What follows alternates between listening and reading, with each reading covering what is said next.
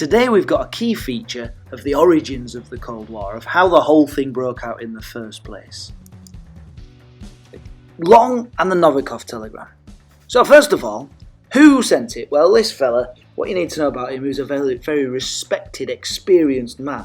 The US government listened to any messages he sent back from Moscow, which is where George Kennan was living. And he always sent quite short telegrams, but this particular time he sent a really long-winded one. That's why it became known as the long telegram. But the key thing here is that his opinions were respected. So what did he say?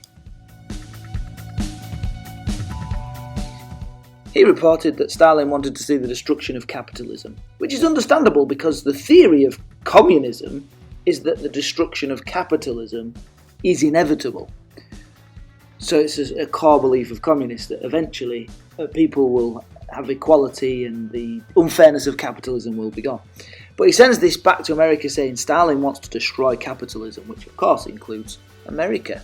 Or capitalism is in America at the very least.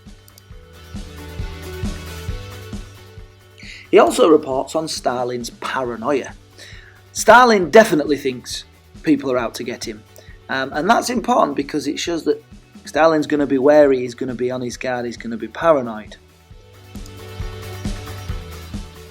And perhaps the most crucial part of this is he says, well, all of this is happening, it's not great, but here's how to deal with it. You have to stand up to this man. And if you stand up to him, he will back down. The consequences are really important here because the long telegram influences President Truman and helps him to formulate his doctrine. Doctrine, of course, is sort of what the government, or what the president in this case, believes should happen. And part of the Truman Doctrine is the policy of containment, to stand up to communism wherever it might be at threat of spreading somewhere. You can see how Long's telegram, saying you have to stand up to Stalin, could influence this policy of containment, making Truman think that's the way to act.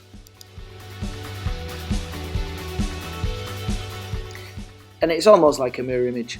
A few months later, in September, so the long telegram had been in February, by September the Soviets are doing the same thing. It's like they're talking behind each other's backs. They're supposed to be allies.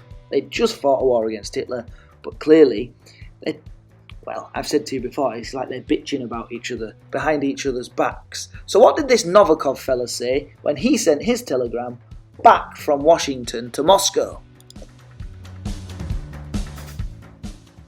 Well, the Americans thought that the Soviets wanted to destroy capitalism.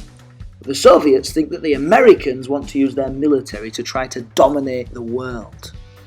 So this is going to send some fear back to Moscow.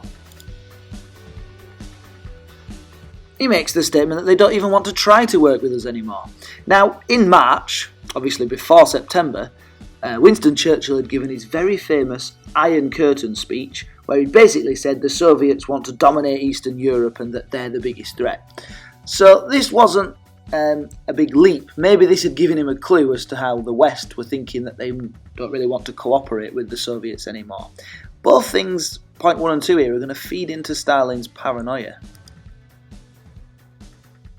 And perhaps to really send Stalin's paranoia into overdrive, he reports that the Americans would be willing to even support their government in going to war in order to oppose communism, which is probably not entirely true because they just fought the Second World War. But that's not the point. He sends this back to Stalin, which is going to make Stalin a little bit nervous. So what does Stalin do about this?